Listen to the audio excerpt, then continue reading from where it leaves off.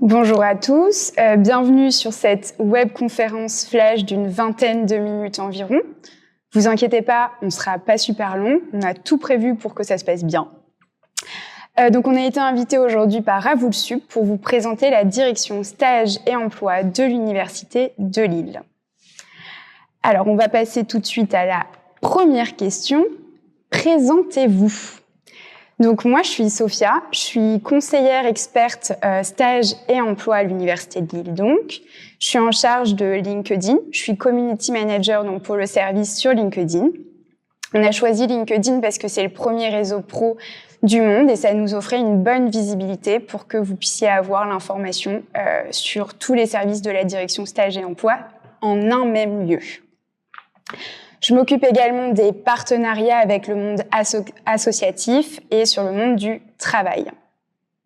Samy, est-ce que tu peux te présenter? Merci Sophia, bonjour à tous. Moi c'est Samy, étudiant en Master 1 en automatique et système électrique. Et cette année de Master était ma première année à l'Université de Lille. Et comme chaque nouvel étudiant, j'avais un peu de mal à me repérer sur les lieux au début. Mais j'ai su faire du chemin au fil du temps. Voilà. Justement, c'est ce dont on va parler aujourd'hui, comment un étudiant il peut se construire des repères à l'université de Lille, à l'université en général, enfin quand il arrive à la fac, quoi, comment il peut avoir des repères pour que ses études supérieures soient une vraie réussite. Prochaine question, donc, pouvez-vous nous présenter la direction stage et emploi de l'université, ses principales missions? Donc je pense là que la question m'est un peu plus destinée qu'à Samy, hein, ouais. Donc, je vais y aller. Donc, la direction stage et emploi, c'est le service de l'Université de Lille qui aide les étudiants et les étudiantes à candidater en stage, en alternance et à un premier emploi. Donc, quand vous serez diplômé, même si c'est pas tout de suite, quand vous serez diplômé, sachez qu'on peut aussi vous accompagner quand vous allez chercher votre premier emploi. Donc, notre équipe, l'équipe de la direction stage et emploi, se compose de 8 conseillers et conseillères expertes pour vous accompagner. On accompagne les étudiants finalement pour qu'ils deviennent de vrais pros à l'université. Et comment ça se passe? Alors, il y a plusieurs choses qui sont possibles une fois que vous serez étudiant à l'université. À l'Université de Lille, en tout cas, ce qui est possible, c'est qu'un étudiant ou une étudiante a la possibilité d'acquérir plusieurs expériences professionnelles. Il peut effectuer un stage découverte métier. Il peut effectuer un stage de réorientation, puisque oui, la réorientation est tout à fait possible à l'université. Pour nous, il est normal de pouvoir changer de voie au cours de son parcours. La césure, donc c'est la possibilité de faire une pause dans ses études, et cette pause, elle est officialisée puisqu'elle est validée par votre responsable de formation pour que vous puissiez revenir à l'université par la suite. Et bien sûr, les échanges à l'étranger qui sont vivement conseillés. Les étudiants à l'université ont la possibilité d'effectuer des stages optionnels dès la L1. La L1, c'est la première année de licence. Et ils peuvent effectuer, selon les formations, des stages obligatoires dès la L2, donc la deuxième année de licence. Plus tard aussi dans votre parcours, on pourra vous accompagner dans vos candidatures à une formation. Donc, c'est pas tout de suite, mais si vous candidatez à une licence pro ou à un Master 1, on peut également vous accompagner dans ces démarches. Alors, on a conscience que c'est beaucoup d'informations pour vous. C'est pour ça que vous pouvez retrouver toutes ces infos sur le site de l'Université de Lille, rubrique « Préparer son insertion professionnelle, stage et emploi ». N'hésitez pas aussi à aller nous suivre sur la page LinkedIn de la direction stage et emploi de l'Université de Lille. Alors, question suivante. Quel dispositif mettez-vous en place pour aider les étudiants dans leur recherche de stage et d'emploi? Proposez-vous des outils et des ressources? Alors, grande question, mais oui, on propose des outils et des ressources aux étudiants. Donc, je vais vous présenter un petit peu notre offre de service, mais bien sûr, n'hésitez pas à retrouver nos informations sur la page du site de la DSE ou sur LinkedIn. Donc, on vous propose, pour vous accompagner, un simulateur d'entretien en présentiel et en vidéo pour vous préparer aux entretiens de recrutement. On vous propose également des rendez-vous en individuel avec un conseiller expert. Donc surtout, si vous avez des difficultés quant à vos recherches de stage, d'alternance, ne restez pas seul. Venez rencontrer un conseiller expert de la direction Stage et Emploi.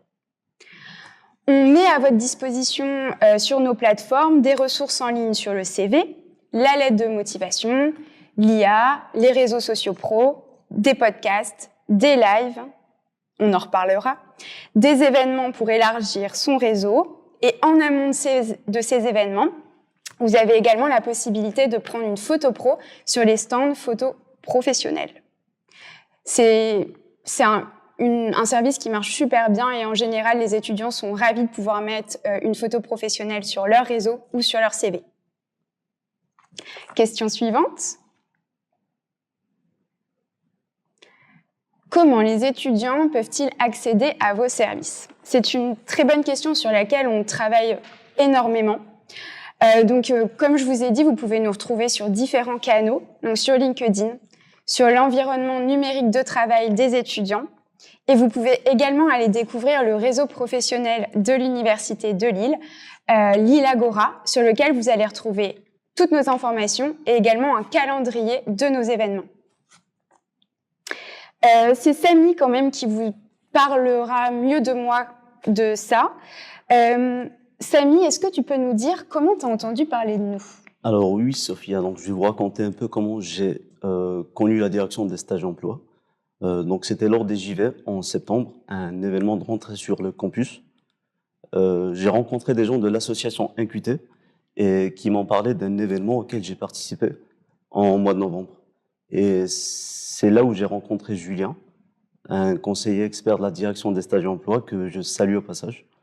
Donc on a pu échanger et il m'a parlé un peu de la direction des stages emploi et des différents événements qu'ils organisent. Et personnellement, j'étais très intéressé par la relecture de CV et de lettres de motivation.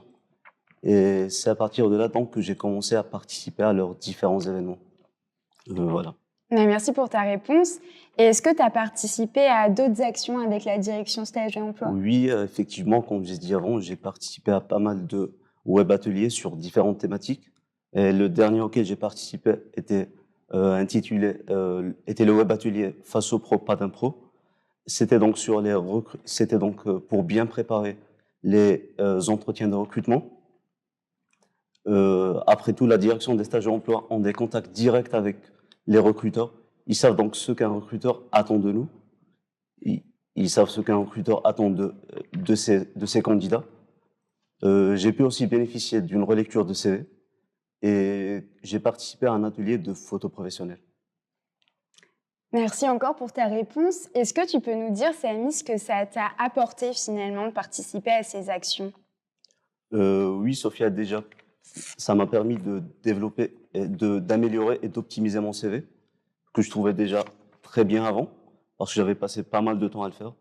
Donc, ça m'a permis d'avoir le même CV, mais un CV avec les mêmes informations, mais plus structuré et plus agréable à lire. Donc, chose qui est très importante aujourd'hui dans nos démarches de recherche de stage et d'alternance.